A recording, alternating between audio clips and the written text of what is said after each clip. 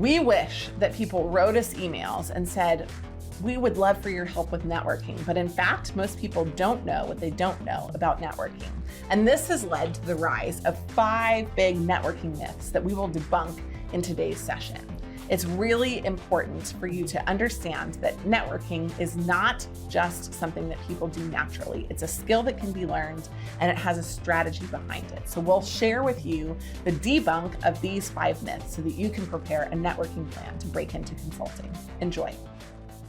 I wish I could say that thousands of people a year email us about how to network for consulting, but it's actually something that everyone needs to do and no one talks about. That means that there are a lot of myths that have arisen around networking for consulting, and today my focus is on debunking those myths. What we're going to talk about are the 5 main consulting networking myths and how you can do better at networking for consulting so that you can win in the application and the interview. The first myth is that partners are the best consultants to network with. Why does this myth exist? Well, of course, partners have the power inside the consulting firm. After all, they're the owners. If the firm does great, then they do great. If the firm does poorly, they pour their money right back into the firm. And so partners are on the hook for all of the decisions, including hiring. And to be fair, if you get an informational interview with a partner and they like you, they can guarantee you an interview on the spot. Here's the problem. Partners actually are not traditionally involved in the day-to-day of hiring, and they are focused on hunting a different kind of candidates for work. Their focus is on business development, not on hiring new candidates for analyst roles. So even though you might write a partner, they're unlikely to write you back.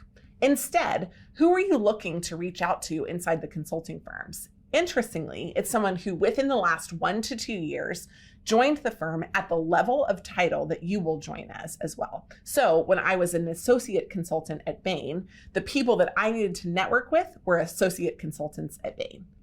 And if you were focused on a different role, like a consultant at Bain, you would want to network with the people who are currently in that role as well. It might seem a little counterintuitive, but the firm places tremendous trust on people who went through the incredibly rigorous hiring processes to get in, to be the ones who hold the hands of the next generation. So you are in great hands with them. The second myth on how to network for consulting is that you need to build long-term relationships. This advice comes from people who are in a different generation, who have thought about networking in a different way than we think about networking today. And building long-term relationships will bear fruit over time for many reasons other than professional reasons. But if you don't have those long-term relationships, you are not in trouble. In fact, there are ways to quickly build effective relationships with folks that will help you break into consulting. Why? Well, because people who are interested in helping you along the way actually want to make quick judgments. They don't want to walk with you for 12 to 18 months. They want to have 15 minutes with you, say yes, and move on. So you can actually have great, fruitful, productive conversations where you sit down with somebody, explain what you want to do, ask them for a referral, and they say yes in only 15 minutes. If you want to know more about how to do that, you can walk through our Black Belt program with us, or you can just send us a message for more information. We'll be right back after this quick message. Hey, Strategy Simplified, it's Japheth here. Just a quick, friendly reminder that application deadlines for McKinsey, Bain, and BCG are right around the corner, starting as soon as June 25th for Bain. Check the link in the show notes for the specific deadlines for all the firms and all the roles. But I just wanted to make sure that you knew to get your application docs in as soon as possible. If your resume and cover letter aren't quite there yet, our editing team would love to work with you. We'll perform 2 detailed line-by-line edits on your resume and cover letter to pull out your relevant transferable skills and ability to drive impact. We'd love to help craft your story and get you an interview at top consulting firms. Reach out via the link in the show notes. Myth number 3 is that you should ask to pick their brain. This means that you walk into your conversation with someone who you've got a networking contact with, and you ask them very broad questions about very general things. Consultants respond to specificity. If you ask for data, they'll give you nothing. If you ask for 2 years of data on the history of sales inside one channel, they'll give you everything you need to know. You have to ask for the specific data at the firm in order to do 2 things. Number 1, get any information at all. But number 2, to also register with them that you are consulting like in your approach. One final thing to say about the pick your brain attitude. It can seem open and enthusiastic, but it actually comes across as high maintenance, as somebody who is unwilling to do their own research and has narrowed down the questions for the consultant to 2 or 3, but rather wants to rely on them to be their single and only source of truth. Myth number 4, it's best to let the call flow naturally. Here's the problem with this. When you jump on the phone with somebody, they don't want the call to flow naturally. They want it to be over quickly and painlessly. And the best way to do this is by setting an agenda. Now, let me tell you one of my favorite stories from the recruiting process. I was advising a woman who had gone to a target school, but was a couple of years out, and she wanted to go into consulting.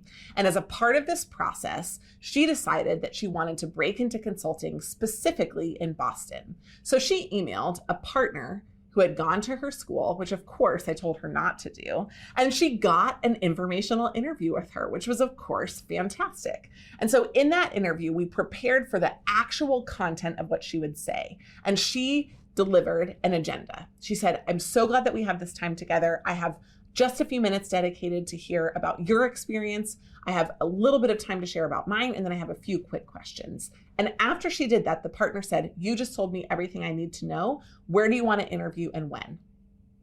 It was the end of the conversation because the agenda was so compelling.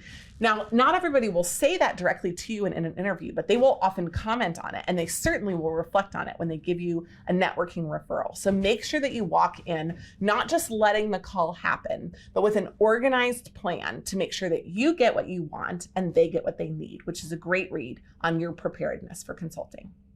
Number 5, on-campus networking events don't matter. Look, you can walk into a zoo with 75 people and feel like you'll never get any face time that's meaningful. And that can be true. But not all networking events are created equal, but not attending the events will provide you with a disadvantage. Here's why. Networking events are an opportunity for firms to get a read on the interpersonal skills that they won't necessarily assess inside the case interview. And it helps them prioritize people that they really want to see, but probably more importantly, deprioritize the people that they definitely don't want to see. And if you don't show up in the room, they'll have no notes on you and they have no data points when they're making their selection amongst a huge pile of resumes. So if you go to an on-campus event at a school, you have the opportunity to ask great, interesting PSP questions, positive, specific, and personal, that will resonate with the person that you're talking to, get them excited about you, and improve your odds for actually getting an interview with a company. McKinsey specifically has a very rigorous process where they think about their McKinsey networking events. So if McKinsey comes to your school and they offer an opportunity to meet them, make sure that whether it's a coffee chat or an info session, you show up. Do you need a better consulting networking strategy than just randomly emailing 200 consultants?